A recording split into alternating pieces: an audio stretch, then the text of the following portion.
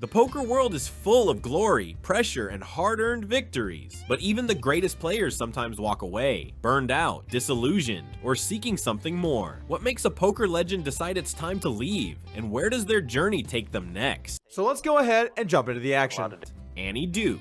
Annie Duke, famously known as the Duchess of Poker, became a standout in a male-dominated game. Her career-defining moment came during the 2004 WSOP Tournament of Champions, where she triumphed over legends like Phil Hellmuth to claim a $2 million prize. This victory cemented her reputation as a symbol of intellect and resilience in poker. Annie's path into poker was far from ordinary. With a background in cognitive psychology, she appeared set for an academic career, but personal challenges, including health struggles and financial hardships, prompted her to explore poker, inspired by her brother, Howard Lederer. As a single mother of 4, she began playing low-stakes games to make ends meet. Her academic mindset gave her an edge, treating poker as a science, analyzing odds, and reading opponents with precision. Her rise began in the mid-1990s, excelling in mixed cash games in Las Vegas. By 2004, Annie had become more than just a skilled player. She was a trailblazer, proving that poker success came from strategy and intellect, not bravado. She was also a role model for women, inspiring a new generation of players to take on the game.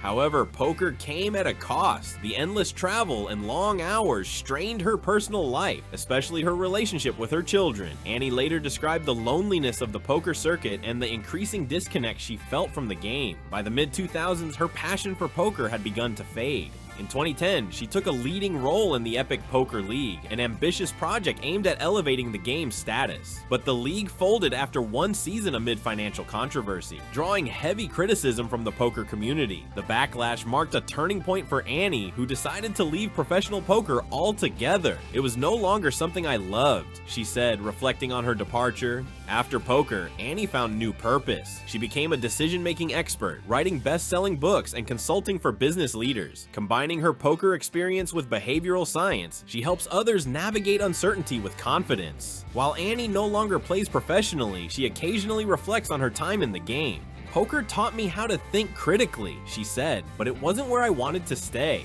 Annie Duke's story is one of reinvention, proving that leaving the table can sometimes lead to life's greatest wins.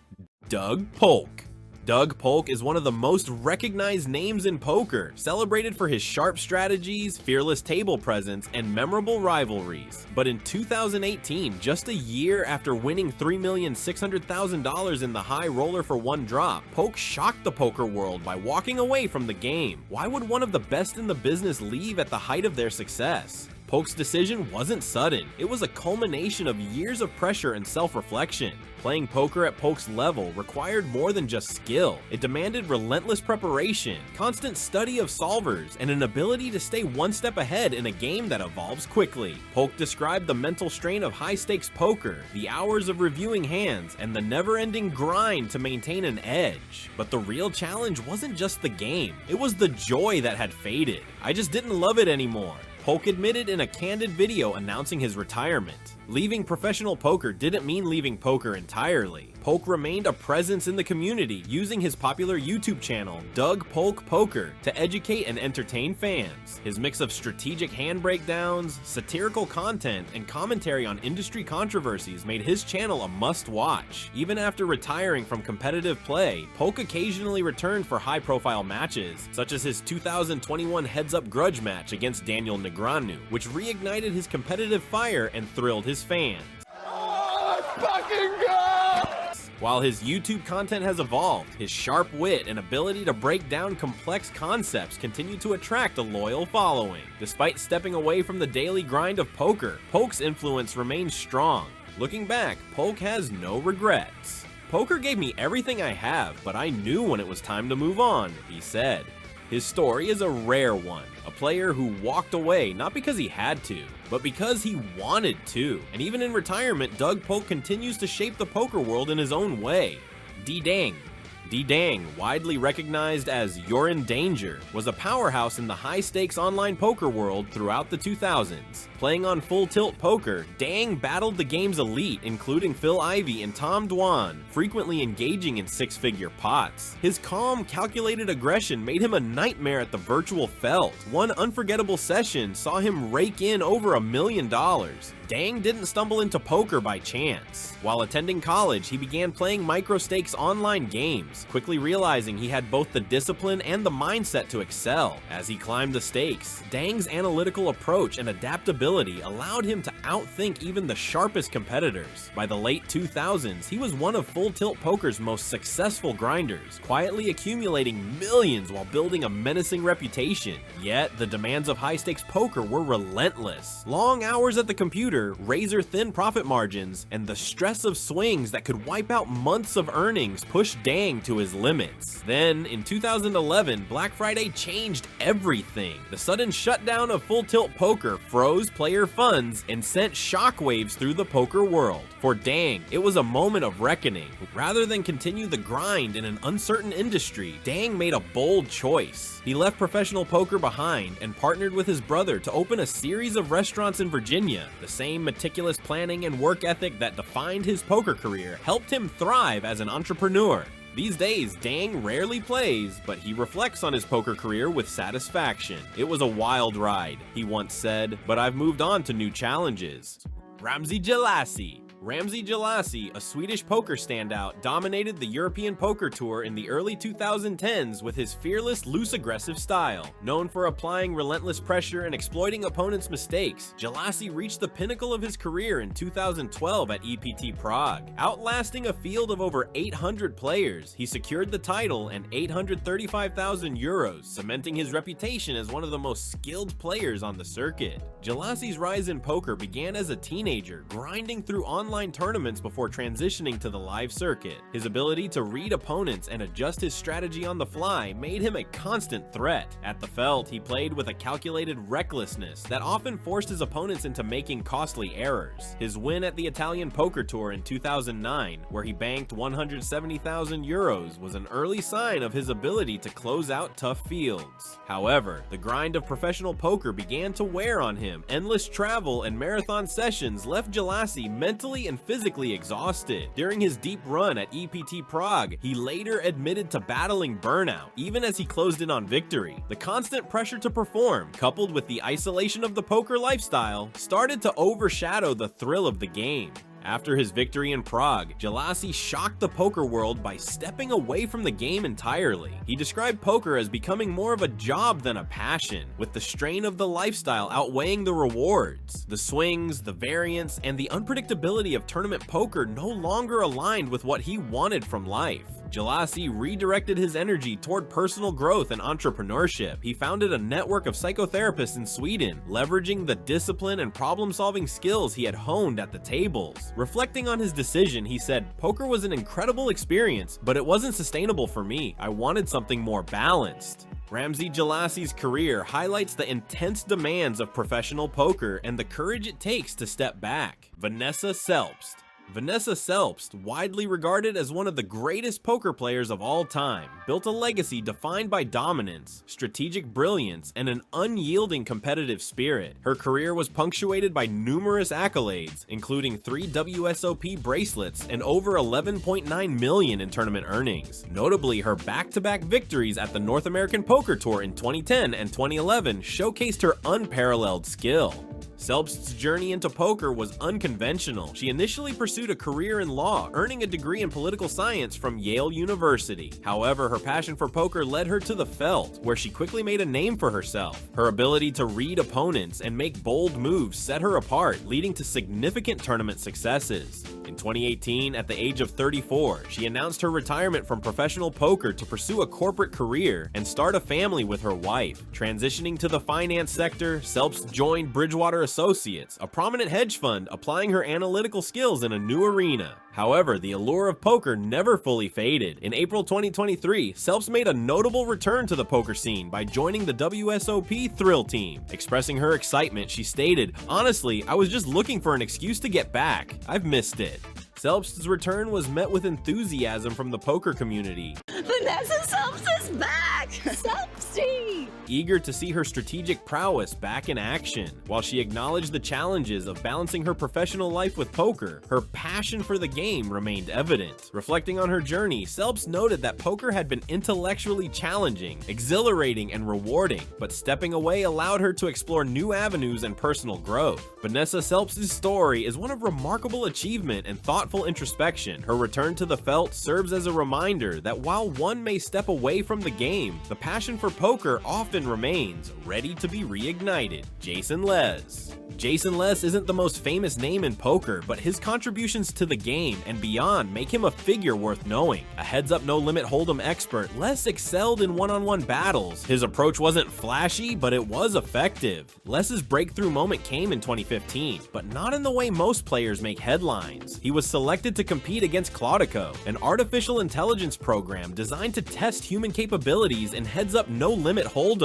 Over weeks of grueling play, Les and his team of professionals outmaneuvered the AI, demonstrating the strategic depth of human players. For Les, the experience was transformative. While he had proven human superiority in that moment, he saw the writing on the wall. AI and solvers were rapidly changing the landscape of poker. Les thrived in an era where instinct and adaptability were critical, but as solvers became mainstream and players increasingly relied on AI-driven strategies, the game began to feel less creative and more optimized. Les wasn't interested in memorizing perfect solutions. His passion was in solving unique problems. This shift in poker's dynamics, combined with the mental strain of competing at the highest levels, pushed Les to look for new challenges.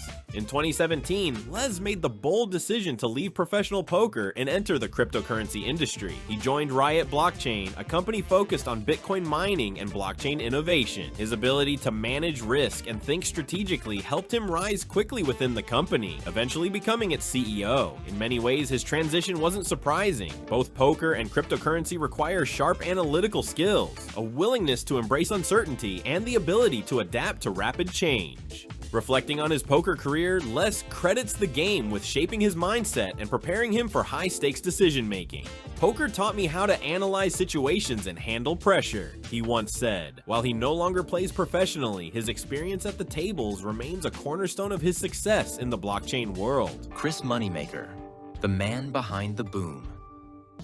Chris Moneymaker's name is synonymous with the modern poker explosion. But there's more to his story than just the $2.5 million win in 2003. When he sat down at that final table, Moneymaker was hiding a huge secret. He had lied to his family and told them he wasn't going to play. In fact, he wasn't even supposed to be there. Moneymaker had originally sold half of his main event entry for just $5,000 to reduce his risk, thinking he wouldn't last long against the pros. Little did he know, this amateur would become the spark that lit poker's global fire. Beyond his WSOP victory, Moneymaker embraced his newfound fame by touring the world, becoming the face of poker stars, and representing the dream that anyone could go from an online qualifier to a world champion.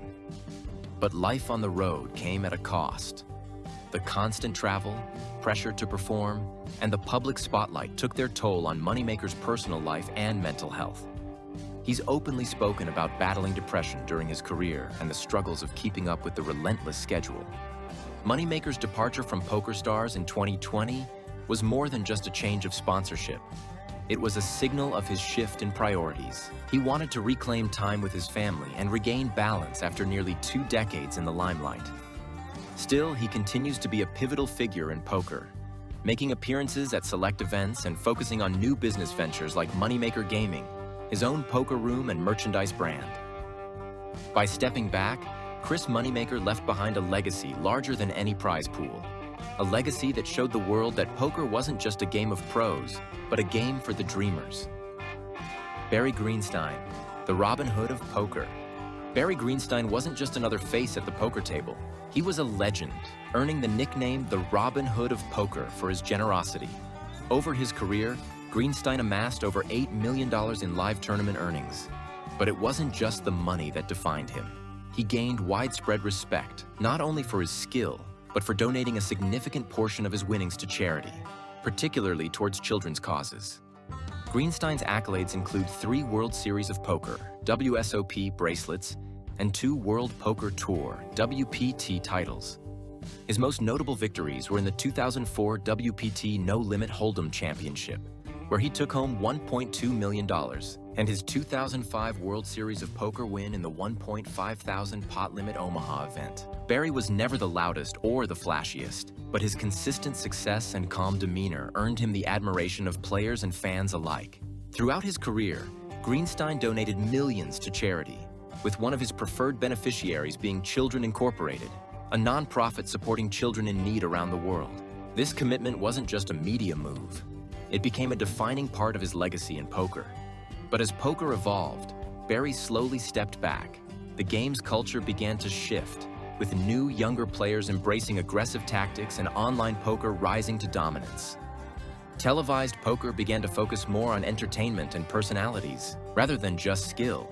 I'm going to walk out. If these guys are going to come here, waste my time, I'm going to walk out of the game.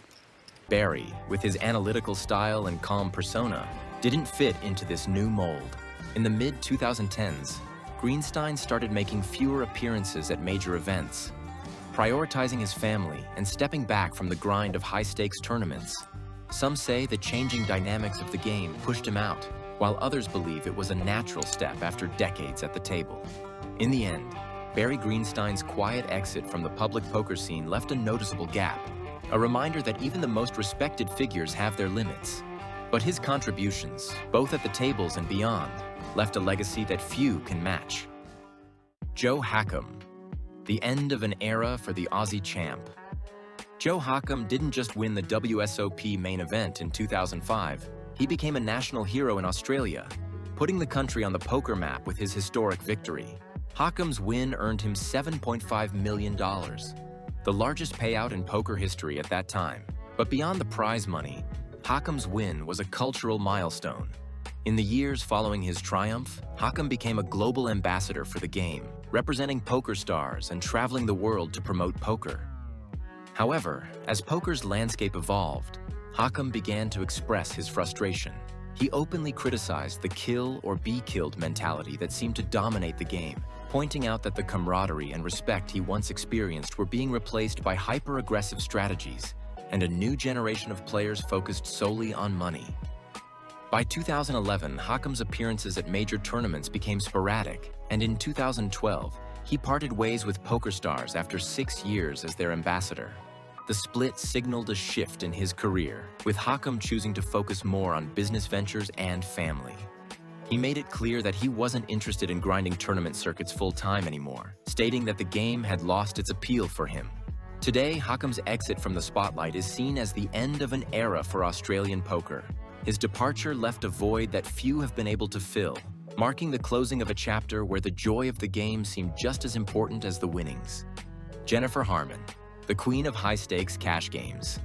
Jennifer Harman is considered one of the best female poker players in history. She's known for her incredible skill in high-stakes cash games, playing regularly in Bobby's room at the Bellagio against the biggest names in the game. Harman wasn't just successful, she was a trailblazer in a male-dominated arena, earning the respect of her peers and amassing over $2.7 million in live tournament winnings. Harman secured 2 WSOP bracelets, one in Limit Hold'em in 2000 DOS, and another in the notoriously tough no-limit deuce-to-7 draw event in 2002, becoming the only woman at that time to win multiple bracelets in open events. But behind the success and the glory, Harman faced a series of personal challenges that eventually led her to step away from the game. In the early 2000s, Harman underwent 2 kidney transplants due to a congenital condition. Despite these health issues, she continued to compete at the highest levels, showcasing her resilience and dedication to the game. Over time, though, the demands of poker and her focus on raising her twin sons took precedence. In addition to her health concerns, Harman expressed the desire to move on to new ventures and spend more time with her family. She scaled back her poker appearances significantly, no longer the regular fixture at the high-stakes tables she once was. However, Harman left an indelible mark on the poker world, becoming an inspiration for women entering the game and a symbol of strength amid adversity. Jennifer Harman's departure wasn't just a career decision. It was a shift towards prioritizing what mattered most to her beyond the felt. Her story highlights that even poker's toughest competitors sometimes need to make the hardest decision of all: to walk away. Paul Eskimo Clark, the polarizing poker veteran. Paul Eskimo Clark was one of poker's most polarizing figures. A larger-than-life personality known for his fearless play and eccentric behavior. Throughout the 1990s and early 2000s, Clark made a name for himself as a hard-nosed grinder, winning 3 WSOP bracelets in various forms of stud poker. He was a fixture in Las Vegas card rooms, battling it out with other veterans in long cash game sessions. However, despite his successes, Eskimo's life at the poker table was anything but stable. Over the years, stories about Clark's antics became almost as legendary as his wins. He was known for playing marathon sessions without much concern for his health, once collapsing at the table during the 2007 WSOP due to dehydration and refusing medical help to continue playing. His intense dedication to the game and aggressive playing style earned him a reputation as a fearless competitor, but it came at a heavy cost. Eskimo's departure from the poker world wasn't marked by a single event, but rather a slow decline due to ongoing health issues and a struggle with gambling addiction. He faced severe financial difficulties and reportedly lived in poverty towards the end of his life, relying on the kindness of others in the poker community. Despite his flaws, Eskimo Clark remains a symbol of an old-school poker era, a time when players pushed their limits, both mentally and physically, in pursuit of poker glory. His exit from the game was a somber reminder that even poker legends aren't immune to the heavy price of the lifestyle they chose. Fedor Holz, from poker prodigy to tech tycoon. In 2016, Fedor Holz wasn't just winning poker tournaments, he was demolishing them. At just 22 years old, the German wunderkind racked up 16 million in a single year. Every high roller he entered, he seemed to win. The poker world had never seen anything like it. They called him Crown-Up Guy online, where he crushed the highest stakes games. In live tournaments, his presence at a final table started to feel inevitable. 6-figure scores turned into 7-figure wins. $1 million cash wasn't news anymore. It was just another Tuesday for Fedor. In one particularly insane stretch, he won 4 high rollers in just 2 months, including a $4.9 million score in the WSOP 1-drop. His peers weren't just impressed, they were scared. Phil Hellmuth called him the best tournament player I've ever seen. Then, at the height of his dominance, Holz shocked everyone. He announced he was semi-retiring from poker. Not because he was broke, not because he was losing, but because he wanted more from life. The poker world couldn't believe it. Why walk away when you're printing money? The answer was simple. Fedor was thinking bigger than poker. While most players chased the next big score, Holz turned his attention to the business world. He founded Primed Mind, a mindset coaching app, and started pouring millions into tech startups. His reason? Poker wasn't fulfilling enough. I wanted to create something lasting. Today, Holz is worth far more than he ever made in poker, thanks to early investments in companies like Spryker and his own ventures. He still shows up for the occasional $1 million tournament, and usually wins those too. But the days of Fedor Holz, the unstoppable poker machine, were over just as quickly as they began. The kid who dominated poker walked away at 23, not because he had to, but because he could.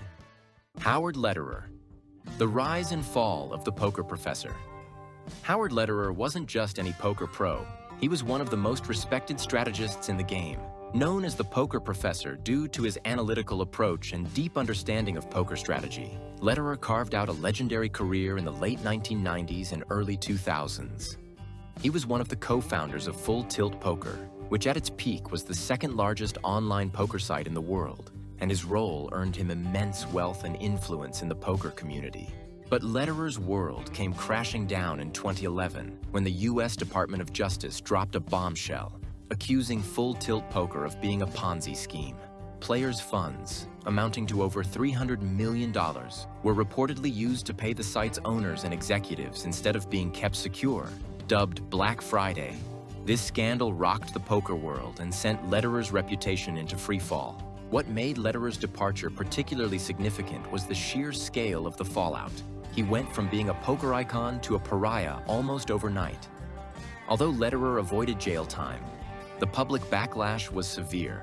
The poker community demanded explanations and apologies, but Lederer remained silent for years. retreating from the spotlight while legal battles and financial settlements played out. When he finally broke his silence in 2016, issuing an apology in a video interview, many saw it as too little, too late. By then, the damage to his legacy was done. Lederer's departure from poker was not voluntary. It was a forced exile from a community that once revered him. Today, while he occasionally makes quiet appearances at small events, Lederer's name is forever linked to one of poker's darkest moments, a cautionary tale of how quickly a poker empire can collapse. Every poker player dreams of making it big, the bracelets, the fame, the millions. But as we've seen, sometimes walking away from it all takes more courage than staying. From Moneymaker choosing family over fame, to Jennifer Harmon finding a higher purpose, to the Godfather himself playing his final hand. Each story reminds us that poker is just one chapter in a larger life. These players didn't just leave behind winnings and titles. They left behind lessons about knowing when to hold them and knowing when to fold them for good. Hit subscribe to catch that and more incredible poker stories every week. Drop a like if you learned something new today and let us know in the comments.